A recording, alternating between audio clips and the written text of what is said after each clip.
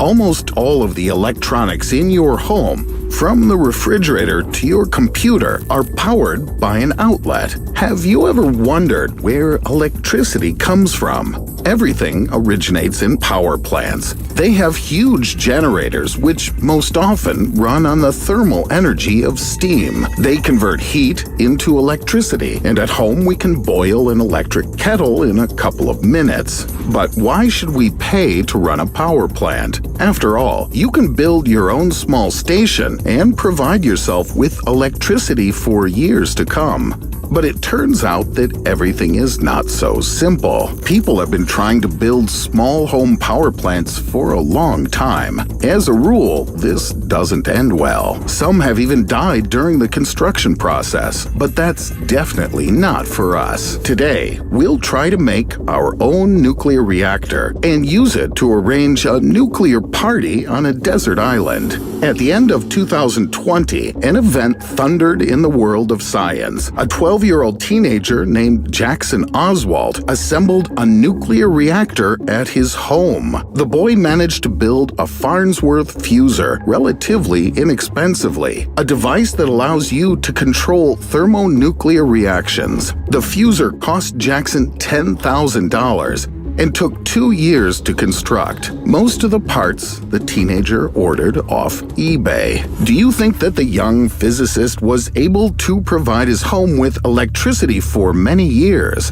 In fact, much more energy was spent in the manufacturing process of the reactor than it can give. It's important to understand that nuclear fusion and nuclear decay are different things. The fuser, which Jackson built, can synthesize heavy atomic nuclei from lighter ones. In nuclear decay, the opposite is true. Humans are good at getting electricity from decay, but it's still difficult to get any real benefit from synthesis. Scientists believe that in the future, thermonuclear fusion may become an almost inexhaustible source of energy. Today, there's no thermonuclear reactor that could run anyone's home. If a reactor cannot produce more energy than it needs to operate, then it doesn't meet the Lawson criterion. Not a single fuser has yet come close to this value, and it's unprofitable for the government to finance projects that don't bring visible benefits. It's funny that before 12-year-old Jackson Oswalt, 14-year-old Taylor Wilson made a similar fuser. So we can expect that in the near future, someone at the age of 10 will create another thermonuclear reactor. If Jackson and Taylor's goal was to contribute to the development of thermonuclear physics, David Hahn, nicknamed the Radioactive Boy Scout, had a different goal: to provide his home with energy. He assembled a nuclear reactor in his barn. To do this, he needed rare elements that couldn't be found on the free market, namely americium-241, radium-226, and uranium-238. Americium is found in small quantities in smoke detectors. A good manufacturer sold Hahn hundreds of non-working sensors for $1 each. To get radium, he had to look in the dump for an old watch with luminous hands. The treasured element can be found in a small amount of luminescent paint. With uranium, things are a little more complicated. You just can't get it. But this didn't stop Hahn from introducing himself as a professor of physics and fraudulently buying it from a Czechoslovak company. In the end, the reactor never started working. The 17-year-old scientist failed to obtain energy from nuclear fission. When he noticed that within a few blocks from his laboratory, the radiation pollution had grown to an unacceptable level, it was decided to curtail the project. David wanted to take all the materials into the forest, but on his way he was arrested by the police. In the shed, which served as a laboratory, they found objects with radiation levels 1,000 times higher than the permissible level. 22 years later, Hahn died, not from acute radiation sickness, but from alcohol poisoning. There's only one conclusion: you shouldn't build a reactor yourself if you aren't an engineer at a nuclear power plant. You run the risk of causing great harm to the world around you, and also ending up behind bars. On the other hand, There are times in life when desperate steps are needed. Imagine you're crossing the Pacific Ocean in a small ship carrying old broken computers and tritium capsules. This metal is used to generate weak electricity and to illuminate the elements of some devices. Suddenly, a terrible storm begins. The team loses control of the ship and it crashes into a rock, after which it begins to sink.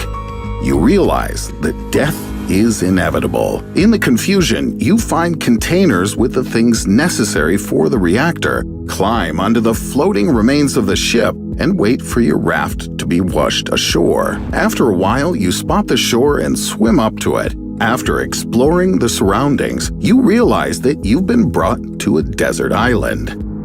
The only question that bothers you is, how can I get out of here? Suddenly, an idea comes to you: to assemble a nuclear reactor from improvised means in order to provide yourself with electricity, and then use this energy to power a powerful laser that can send a distress signal up into the night sky. You'll have a chance at being noticed by a passing helicopter and survive after such serious trouble.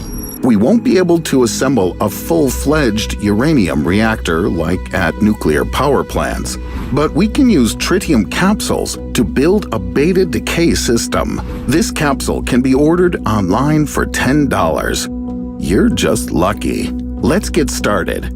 Try not to break the capsule, much less burn its contents. In both cases, your body will receive strong radiation.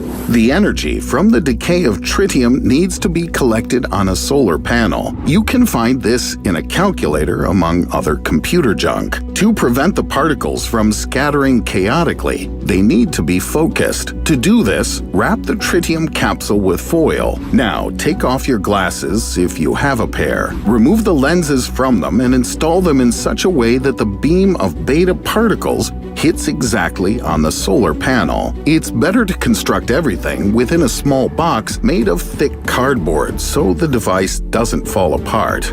Now, we connect the wires from the solar panel to the computer board, which has an LED. We give it a minute for the battery to charge and observe the LED lighting up. Congratulations, the reactor is operating. Albeit at a very low power. But this isn't enough to send a light signal to rescuers. It's necessary to assemble a more powerful laser from scrap materials. Our tritium reactor has a capacity of only 7 milliwatts. If you assembled a dozen of these reactors, you could recharge your smartphone in 20 years. Laser with a power of 300 milliwatts. We need to assemble 43 mini nuclear reactors. Now, let's get to the laser itself. Digging through the computer parts, you find an old Chinese illuminated pointer, a broken floppy drive, and many printed circuit boards.